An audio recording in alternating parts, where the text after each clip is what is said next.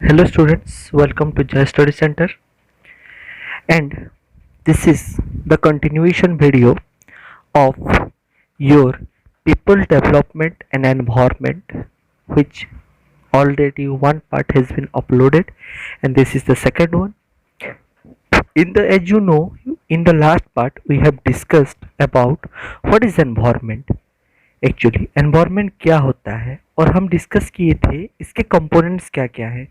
हमने डिस्कस किया था हमारे एटमॉस्फेयर में कौन से गैसेस हैं और उनके बारे में हम डिस्कस किए थे। आज वो कंपोनेंट्स को आगे बढ़ाते हुए हम पढ़ेंगे अर्थ के 4 स्फीयर के बारे में। जो हमारे 4 कंपोनेंट भी हैं वो कंपोनेंट्स हैं एटमॉस्फेयर, हाइड्रोस्फीयर, लिथोस्फीयर और बायोस्फीयर। तो आज हम ये चारों कंपोनेंट के बारे में डिस्कस करने वाले हैं। तो जैसे कि हम जानते हैं ये चारों के चारों हमारे कंपोनेंट हमारे अर्थ के हैं, तो हम एक एक करके डिस्कस करेंगे ये चारों कंपोनेंट के बारे में, वो कैसे होते हैं, क्या हैं और उनके बारे में, उनके अंदर क्या क्या है, वो सारी चीज़ें हम डिस्कस करेंगे। सबसे पहले हम डिस्कस करने वाले हैं एटमॉस्फेयर के बारे में। तो एटमॉस्फेयर एक ब्लैंकेट के तरह है जो हमारे अर्थ के चारों ओर है। एक ब्लैंकेट वो होता है जिसको हम, जैसे कि ठंडे के मौसम में आता है तो हम जिसको हम उड़ते हैं ठंडी से बचने के लिए, वो एक ब्लैंकेट होता है। तो अर्थ के चारों ओर एक ब्लैंकेट की तरह कवर किया हुआ है हमारा एटमॉस्फेयर। ये एक थिक गैसियस कवर है। किसका? एयर का है। एटमॉस्फेयर इससे बनता है, एयर से बनता है। तो एयर क्या है? हमारे अर्थ के चारों ओर घिरा हुआ है। इसका नेचर क्या है? थिक है और गैसियस है। तो हमारे जो थिक और गैसियस कवर है एयर का, जो अर्थ के चारों ओर से सराउंड किया है, इसको हम एटमॉस्फेयर कहते हैं। ये क्या करता है? हमारे लाइफ को सेव करता है। कैसे सेव करता है? ये रिमूव करता है बहुत सारे कस्मिक और अल्ट्रावायलेट रेज को, जो कहाँ से आता है? जनरली सन से आता है। उन सबको ये क्या कर लेता है? एब्जॉर्ब कर लेता है। एब्जॉर्ब कर लेता है मतलब अपने अंदर समा लेता है, जिससे क्या होता है? हमारे पास ये रेज पहुंच नहीं पाती। ये बहुत सारे हार्मफुल रेज हैं जो अगर आते हैं तो हमको स्किन कैंसर से लेके बहुत सारे डिजीजेस हो सकते हैं। और क्या करता है एटमॉस्फेयर? एटमॉस्फेयर करता है हीट बैलेंस। हीट बैलेंस क्या होता है? रोज रोज हमारा जो टेम्परेचर का चेंज होता है, हमारा एवरेज टेम्परेचर अर्थ का हमेशा वो कांस्टेंट करके रखता है, जिससे ना तो टेम्परेचर ज़्यादा बढ़ता है ना तो कमता है, और हम उतना टेम्परेचर को सर्वाइव कर लेते हैं। ये हमको ऑक्सीजन भी प्रोवाइड करता है। किस लिए प्रोवाइड करता है ऑक्सीजन? For respiration. रेस्पिरेशन क्या है? रेस्पिरेशन वो प्रोसेस है जिससे हमारा खाने का ऑक्सीडेशन होके उससे हमको एनर्जी मिलता है, जिस एनर्जी से हम बहुत सारे काम करते हैं। तो ये हमको ऑक्सीजन प्रोवाइड करता है रेस्पिरेशन के लिए, और कार्बन डाइऑक्साइड प्रोवाइड करता है फोटोसिंथेसिस के लिए। फोटोसिंथेसिस क्या होता है? फोटोसिंथेसिस वो प्रोसेस है जिससे प्लांट्स और ट्रीज अपना फूड बनाते हैं। मतलब कि अगर आपको फोटोसिंथेसिस और इन सब के ऊपर अगर वीडियो चाहिए तो प्लीज़ कमेंट करेंगे, जिससे मैं इसके ऊपर भी आपको सेपरेट वीडियो लेके आऊँगा। Now on the basis of temperature gradient the atmosphere can be segmented as follows. तो जो एटमॉस्फेयर है इसको हम मेनली 5 लेयर्स में डिवाइड किए हुए हैं। क्या क्या है वो लेयर्स? सबसे पहला है हमारा ट्रोपोस्फियर, जो सबसे लोअर लेयर है। उसके ऊपर है हमारा स्ट्रेटोस्फियर, उसके ऊपर है हमारा मेसोस्फियर, उसके ऊपर है हमारा थर्मोस्फियर, और सबसे ऊपर है हमारा एक्सोस्फियर। तो सबसे पहले हम देखेंगे ट्रोपोस्फियर। ये ट्रोपोस्फियर क्या होता है? ट्रोपोस्फियर हमारे अर्थ का इमीडिएट अपर वाला लेयर है। मतलब हमारे बेस से अर्थ का यही स्टार्ट होता है। हमारे जितने भी हमारे क्लाउड, हमारा रेन, जो भी हमारे एक्टिविटीज होते हैं, सब कुछ इसी ट्रोपोस्फियर के अंदर ही होता है। बार्स फ्लाई करते हैं इसी ट्रोपोस्फियर के अंदर, इसलिए तो जितने भी हमारे एरोप्लेन हैं वो सब ट्रोपोस्फियर में फ्लाई नहीं करते, क्योंकि वेदर कंडीशन जो सब भी बनता है वो सब कुछ ट्रोपोस्फियर के अंदर बनता है। अच्छा, ये ट्रोपोस्फियर कितने हाइट से है? ये अगर हम अर्थ को के बेस को अगर हम 0 किलोमीटर लें, यहाँ से अगर स्टार्ट करें तो 12 किलोमीटर तक, यानी कि 0 से 12 किलोमीटर तक ये ट्रोपोस्फियर चारों ओर फैला हुआ है। पर ये वेरी करेगा। अगर हम पोल से मेजर करेंगे तो 9 किलोमीटर रहेगा, और अगर हम इक्वेटर से मेजर करते हैं तो 17 किलोमीटर रहेगा। क्यों डिफरेंस क्यों आएगा? क्योंकि पोल जनरली हाइट में है, इक्वेटर जनरली थोड़े से डाउन में है, इसलिए अगर वहां से मेजर करेंगे तो इनमें से डिफरेंस आएगा। अच्छा, इम्पोर्टेंट क्या है। अगर हम एग्जाम पॉइंट ऑफ व्यू से देखें तो हमको यहाँ से क्वेश्चन पूछा जाएगा अर्थ का सबसे पहला इमीडिएट लेयर क्या है, वो है ट्रोपोस्फियर।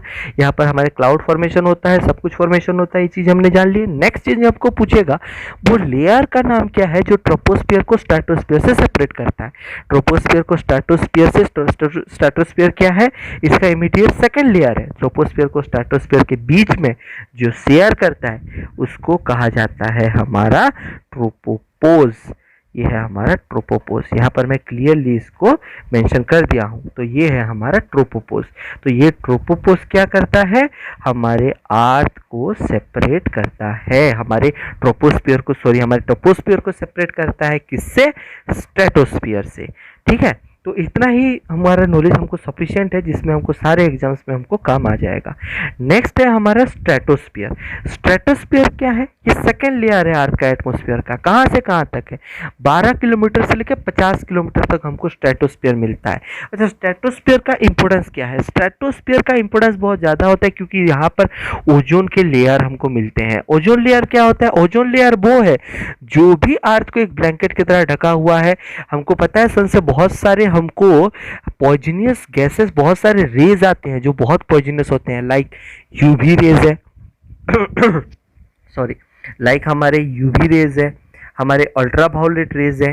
तो लाइक यूवी रेज, यूवी का फुल फॉर्म होता है अल्ट्रा वायोलेट, और भी हमारे बहुत सारे कॉस्मिक रेज है जो हमारे सन से हमको हमारे ऊपर आते हैं। अगर ये रेज सब हमारे ऊपर आते हैं तो हमको कैंसर लाइक डिजीजेस हो सकते हैं, like skin cancer and all. तो ये सब हमको हो सकते हैं, तो इन सब से हमको बचाता है ओजोन लेयर। तो ओजोन लेयर कहाँ होता है, ये होता है स्ट्रेटोस्फियर में। तो यहाँ से हमको कौन से इंपॉर्टेंट पॉइंट में हमको मिले एग्जाम के लिए, एक पॉइंट मिला ओजोन लेयर। ओजोन लेयर कहाँ पे होता है, स्ट्रेटोस्फियर में होता है। ये ओटीईटी में एग्जाम में बहुत बार पूछा जा चुका है ये क्वेश्चन, ओटीईटी सीटेट में भी पूछा जा चुका है। अब नेक्स्ट क्वेश्चन है, नेक्स्ट में हम चलेंगे, वो होता है हमारा मेसोस्फियर। उसके पहले हम देखेंगे कि स्ट्रेटोस्फियर और मेसोस्फियर को कौन सेपरेट करता है। तो हमारे स्ट्रेटोस्फियर और मेसोस्फियर को सेपरेट करता है जो, उसको हम कहते हैं स्ट्रेटोपोज। तो उसको कहा जाता है स्ट्रेटोपोज। तो ये जो स्ट्रेटोपोज है वो हमको सेपरेट करता है हमारे ट्रोपोस्ट्रेटोस्फियर और मेसोस्फियर को। उसके बाद हम चलेंगे नेक्स्ट में, that is mesosphere. Mesosphere third layer of atmosphere है, इससे ज़्यादा क्वेश्चन उतना इसका इंपॉर्टेंस है नहीं। मेसोस्फियर जनरली 80 से 85 किलोमीटर है। तो अब पूछोगे सर इंपॉर्टेंट नहीं है तो इसको सेपरेट क्यों किया गया है, इसको सेपरेट इसलिए किया गया है क्योंकि मैं पहले ही बोल चुका हूँ, this classification is drawn on the basis of temperature gradient. Temperature अलग अलग है इसलिए इसको सेपरेट किया गया है। तो मेसोस्फियर कहाँ से कहाँ तक है, ये हमारा 50 किलोमीटर से लेके 85 किलोमीटर तक हमको मिलता है। नेक्स्ट क्वेश्चन हमको ये पूछा जाएगा मेसोस्फियर से, मेसोस्फियर उसके ऊपर वाला कौन है, थर्मोस्फियर। दोनों को कौन सेपरेट करता है, तो मेसोस्फियर और थर्मोस्फियर को सेपरेट करने वाला लेयर है हमारा कौन, मेसोपोज। ये मेसोपोज वो चीज है जो हमको मेसोस्फियर और थर्मोस्फियर के बीच में हमको सेपरेट करता है। Next one is thermosphere. तो थर्मोस्फियर क्या है, it is the second highest layer.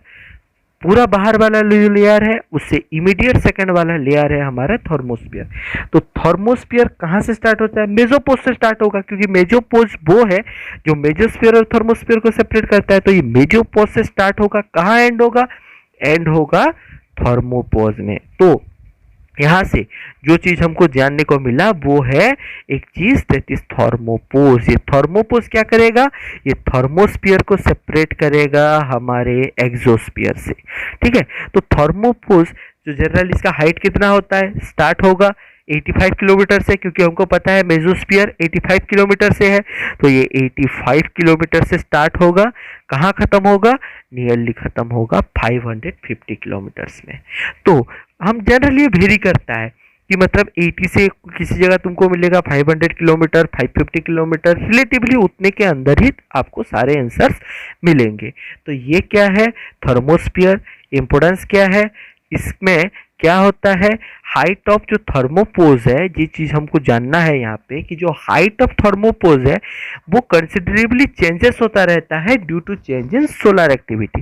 तो अगर सोलर एक्टिविटी मतलब हमारे जो एटमॉस्फेयर है उसमें अगर कुछ चेंजेस होते हैं तो ये जो हमारा थर्मोपोज है, थर्मोपोज क्या है, जो थर्मोस्फीयर और एक्सोस्फीयर को सेपरेट करता है, उसका हाइट चेंज होता रहता है। बस यहाँ से इंपोर्टेंट हमको इतना मिला, थर्मोपोज जानना है, वो थर्मोस्फीयर और एक्सोस्फीयर को सेपरेट करता है। Next one is exosphere. Exosphere क्या होता है, it is the outer most layer of atmosphere. कहां से स्टार्ट होगा, ये स्टार्ट होगा हमारे एक्सोबेस से। अब एक्सोबेस और हमारा जो है थर्मोपोज, दोनों में कोई कंफ्यूजन नहीं होना है, थर्मोपोज जो है एक्सोबेस भी वही है, क्योंकि एक्सोबेस अगर हम बोलते हैं तो एक्सोस्फीयर का बेस बोलते हैं जहां से स्टार्ट होगा, और अगर हम थर्मोपोज बोलते हैं तो थर्मोस्फीयर जहां पर एंड हुआ है। जो भी आंसर आया एग्जाम में तुम लिख सकते हो। तो ये कहां से होता है, ये जनरली हमारा अगर हम देखें कहां से कहां होता है, यहाँ पर हमको टेबल में पहले ही लिख दिया गया था, 700 टू 10,000 किलोमीटर के बीच में रहता है। कौन, एक्सोस्फीयर। तो exosphere it is the full and final and highest layer of the atmosphere. तो मैं आशा करता हूँ एटमॉस्फेयर खत्म हो गया होगा, सबको समझ में आ गया होगा। एटमॉस्फेयर में बस इतना ही चीज हमको जानना है, इसके 5 लेयर। जो लोग ज्योग्राफी के स्टूडेंट हैं उनको ऑलरेडी ये सब सारी चीजें पता होंगे। नेक्स्ट हम आएंगे हाइड्रोस्फीयर में। अच्छा, हाइड्रोस्फीयर का मतलब क्या है, हाइड्रोस्फीयर का मतलब है, अगर हम बोलते हैं हाइड्रो, तो हाइड्रो का मतलब होता है वाटर। तो वाटर, तो जिस स्फीयर में सिर्फ वाटर होते हैं उसको हम कहते हैं हाइड्रोस्फीयर। नेक्स्ट हो गया तो वाटर। तो हमारा अर्थ का सबसे यहाँ पर बेसिक चीजें एग्जाम के लिए सुपर इंपॉर्टेंट, सबसे पहले बेसिक चीजें है कि अर्थ का जो 70% है वो पानी से घिरा हुआ है। अर्थ का 70% सिर्फ पानी है। मतलब क्या है कि अर्थ के जितने भी हमारे अगर टोटल है, पूरा अर्थ का मैं बात कर रहा हूं, उसको अगर 100% ले तो उसमें से हमको 70% सिर्फ हमको पानी मिलेगा। तो अर्थ का अगर हम देखें तो 70% हो गया बस वाटर। ओके, और क्या बचा, अगर 70% गया तो क्या बचा, बचा रेस्ट 30%। तो वो जो 30% है वही अर्थ में लैंड है, बाकी सब के सब वाटर है।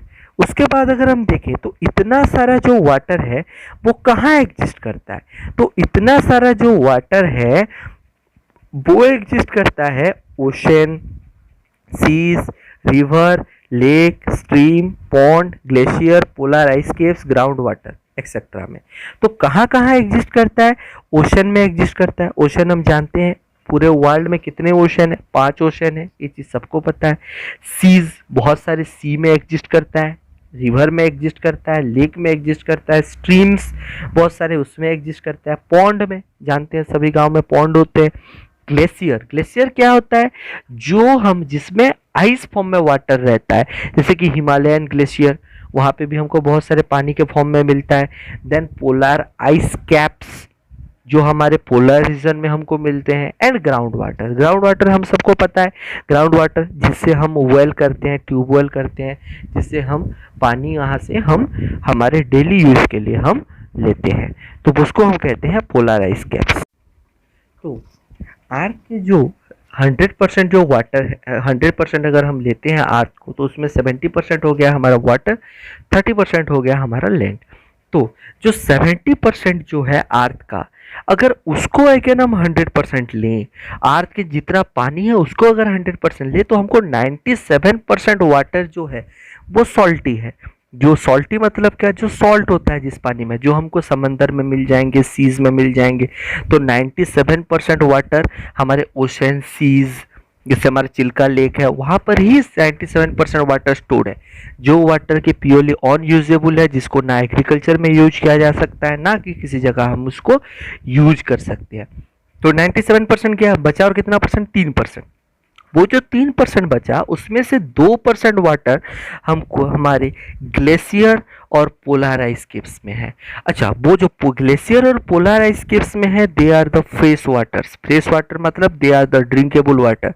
बट क्या हो रहा है, ड्यू टू ग्लोबल वार्मिंग वो सारे भी पिघल के सीज में ही जाके मिल जा रहे हैं, यानी कि वो जो फ्रेश वाटर है वो भी अब सॉल्टी वाटर धीरे धीरे हो जा रहा है। और बचा कितना 1% वाटर, वो फेस वाटर 1% ही है जो हमको रिवर में, ट्यूबवेल में, इन सारे जगह मिलते हैं जो कि ड्रिंकेबल है। उसके बाद अगर हम देखें तो जो हमारा फ्रोजन वाटर है, मतलब जो आइस का मैं बात कर रहा था, जो फ्रोजन वाटर है उसको एक सेपरेट स्पीयर का हम नाम दिए हैं जिसको कहा जाता है क्रायोस्फीयर। ये भी एग्जाम के हिसाब से बहुत इंपॉर्टेंट है कि जो फ्रोजन वाटर है इसके ओन स्पीयर में उसको कहा जाता है क्रायोस्फीयर। और जानते हैं हम सब कि हमारे पास सिर्फ 1% वाटर है, तो वाटर इज़ वेरी प्रीशियस, इसलिए हमको वाटर जब भी यूज कर रहे हैं हमको बहुत उसको प्रिसाइजली हमको यूज करना चाहिए। उसके बाद हम देखेंगे लिथोस्फीयर। लिथोस्फीयर लिथोस्फीयर का मतलब ही होता है लैंड, जैसे कि यहाँ पर क्लियरली यहाँ पर मेंशन किया हुआ है, लिथोस्फीयर का मतलब होता है लैंड। और ये अर्थ का सॉलिड कंपोनेंट है, हम सब जानते हैं, जिसमें हम रहते हैं वो है लिथोस्फीयर। लिथोस्फीयर 3 लेयर्स में होते हैं जिसको कहा जाता है क्रस्ट, मेंटल और कोर। ये चीज़ भी एग्जाम के लिए सुपर इंपॉर्टेंट है, इसको याद कर लेंगे, क्रॉस, मेंटल और कोर। जनरल अगर हम बोले तो लिथोस्फीयर का मतलब होता है हार्ड सरफेस, जो हमारा क्रस्ट होता है अर्थ का। पूरा प्लैनेट को हम नहीं समझते, बस इतना ही समझते हैं कि अर्थ के ऊपर वाला जो क्रस्ट वही हमारा लिथोस्फीयर है। तो जो अपर मोस्ट पार्ट है सॉलिड का, वो अर्थ का, वो सॉलिड फॉर्म में रहता है, जिसमें क्या है, बहुत सारे हमको मिलेंगे रॉक्स मिलेंगे, पत्थर, बहुत सारे मिनरल्स मिलेंगे, ऑर्गेनिक मैटर मिलेंगे। इन सब को हम कहते हैं सॉइल, जो हमारा टॉप मोस्ट लेयर है। नाउ लैंड हमारा बहुत इंपॉर्टेंट होता है। कहाँ यूज होता है लैंड? हर जगह, बिना लैंड के तो हम भी एग्जिस्ट नहीं कर सकते। तो लैंड कहाँ कहाँ यूज होता है? लैंड यूज होता है हमारे एग्रीकल्चर में, इंडस्ट्रियलाइजेशन में, ट्रांसपोर्ट में, रिक्रिएशन में, हर चीज़ों में ये यूज होता है। Now the interior of the lithosphere consist of mental followed by core. अगर क्रस्ट, मेंटल, कोर, लिथोस्फीयर, इन सब के बारे में अगर और डिटेल्स में चाहिए तो आप कमेंट करके बोल सकते हैं। नेक्स्ट हो गया हमारा बायोस्फीयर, और ये सबसे इंपॉर्टेंट स्फीयर है। बायोस्फीयर वो पार्ट है अर्थ का जहां पर लिविंग ऑर्गेनिजम्स, जिसको हम बायोटिक कहते हैं, वो एग्जिस्ट करते हैं in interaction with the abiotic components. Abiotic component क्या है? नॉन लिविंग है। जैसे हम हो गए लिविंग, क्योंकि हमारे अंदर जान है, हम चल सकते हैं, रेस्पिरेशन कर सकते हैं, सब कुछ कर सकते हैं, हम लिविंग है। बट सिर्फ लिविंग ऑर्गेनिज्म एग्जिस्ट नहीं कर सकते, हमको एग्जिस्ट करने के लिए बहुत सारे नॉन लिविंग कंपोनेंट के साथ भी इंटरेक्शन करना पड़ता है। तो जो इंटरेक्शन है एक लिविंग का, और वो जो इंटरेक्शन है किसके साथ? नॉन लिविंग के साथ, ये सब होता है हमारे बायोस्फीयर में। तो जो हमारे लिविंग ऑर्गेनिज्म, जब मैं बोलता हूँ तो लिविंग ऑर्गेनिज्म में सबके सब, माइक्रो ऑर्गेनिजम्स, प्लांट, एनिमल, सबके सब आते हैं in living organisms. Okay, now biosphere क्या है? बायोस्फीयर और जो हमारे 3 स्फीयर हम पढ़े, क्या क्या? एटमोस्फियर, हाइड्रोस्फीयर, लिथोस्फीयर, वो सब के सब क्या है, तीनों में ही ये फिट होता है। मतलब तीनों स्पीयर को मिला के अगर हम एक स्पीयर बनाएंगे तो उसको हम कहेंगे बायोस्फीयर। ओके, तो बायोस्फीयर क्या है? जनरली अगर हम देखें तो ये 11,000 मीटर सी लेवल के अंदर से लेके 15,000 मीटर सी लेवल के ऊपर तक होता है। तो सोचिए, अब मैं बात कर रहा हूं, अगर सी के लेयर को अगर हम बेस के हिसाब से ले तो सी के लेयर के अंदर 11,000 किलोमीटर, उसके ऊपर का अगर हम देखें तो 15,000 किलोमीटर तक बायोस्फीयर एग्जिस्ट कर सकता है।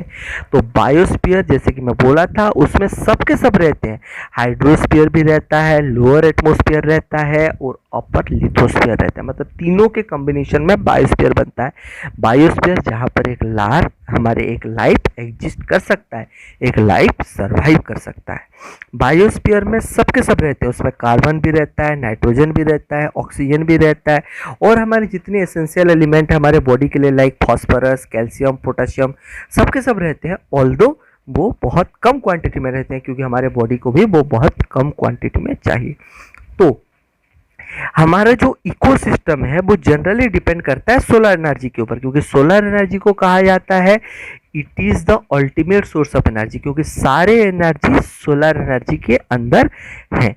तो ये सारे सोलर एनर्जी जो है उसमें क्या है, हमारे जो जितने भी मटेरियल्स हैं इकोसिस्टम में, बायोस्फीयर में हमारे, वो सारे के सारे का रिसाइकलिंग, सोलर एनर्जी का आना, सब के सब हमारे बायोस्फीयर में होता है। यहाँ पर एक एग्जांपल भी में दिया गया है कि जो ग्रीन प्लांट होते हैं वो क्या करते हैं, कार्बन डाइऑक्साइड यूज करते हैं फॉर फोटोसिंथेसिस और ऑक्सीजन रिलीज करते हैं हमारे एटमॉस्फेयर में, जो हम एनिमल्स उसको हम इनहेल करके हमारे बॉडी के अंदर यूज करते हैं। तो ये सब के सब होता है हमारे बायोस्फीयर के अंदर। तो सम टोटल में बोले तो biosphere it is the sum total of all the three sphere जहां पर लाइफ एग्जिस्ट कर सकता है। लाइफ कैसे एग्जिस्ट करेगा, ये लाइफ एक बायोटिक फॉर्म है, वो अपने एबायोटिक कंपोनेंट, हमारे चारों ओर जितने भी कंपोनेंट सबके साथ एग्जिस्ट करके, सबके साथ मिलके वो हमारा लाइफ यहाँ पर सस्टेन करेगा।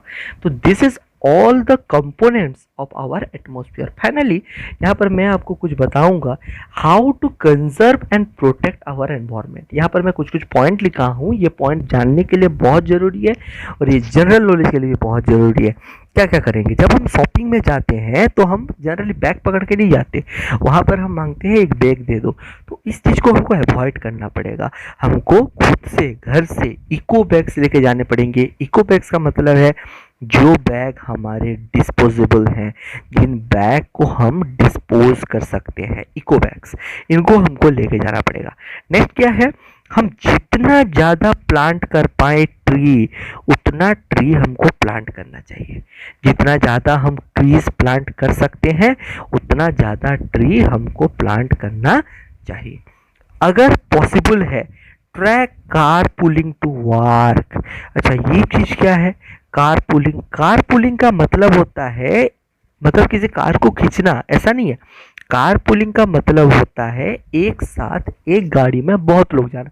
जैसे कि हम लोग 4 लोग अगर एक जगह रहते हैं, हमको सेम ऑफिस जाना है, हम चारों एक कार यूज कर सकते हैं इंस्टेड कि हम सब अपने अपने इंडिविजुअल कार में जाएं। एक ही कार में हम सब लोग जा सकते हैं। तो इससे क्या होगा, एनवायरनमेंट में हमारा जो पोल्यूशन है वो भी कम होगा, पेट्रोल हमारा जो यूज है उसका भी कम होगा, डीजल का यूज कम होगा। तो हमारा एनवायरनमेंट को हम उससे कुछ कंट्रीब्यूट कर सकते हैं। चौथा पॉइंट हमको क्या बोल रहा है, reduce emissions from cars by walking और साइकिलिंग। हम किसी अगर नज़दीक के जगह जा रहे हैं तो हम अगर चल के जा सकते हैं या फिर साइकिल से जा सकते हैं, उससे हम कर सकते हैं। उससे और बेनिफिट क्या होगा, उससे बेनिफिट क्या होगा हमारा, ये हमारे बॉडी को एक्सरसाइज में भी हेल्प करेगा। तो हमको सेपरेट एक्सरसाइज करने का भी ज़रूरत नहीं पड़ेगा, वॉक करेंगे, साइकिल करेंगे तो एक्सरसाइज भी हो जाएगा। पब्लिक ट्रांसपोर्ट यूज़ करेंगे, खुद का बाइक से ज़्यादा हम पब्लिक ट्रांसपोर्ट यूज़ करेंगे। पब्लिक ट्रांसपोर्ट अगर यूज़ करते हैं तो उसमें भी हमारा एनवायरनमेंट का कुछ सेफ होगा। नाउ हम जो बोतल हम उसमें जो ड्रिंक करते हैं, कोई भी वाटर बोतल हो, कुछ भी हो, पेपर जो यूज करते हैं या फिर यूज्ड ऑयल है, ओल्ड बैटरीज है, उन सबको हम क्या करेंगे, रिसाइकलिंग के लिए भेज देंगे ताकि वो रिसाइकिल हो और फिर एक बार यूज में आ सके। उसके बाद हम क्या करेंगे, do not pour chemicals and waste oil into ground और ड्रेन्स।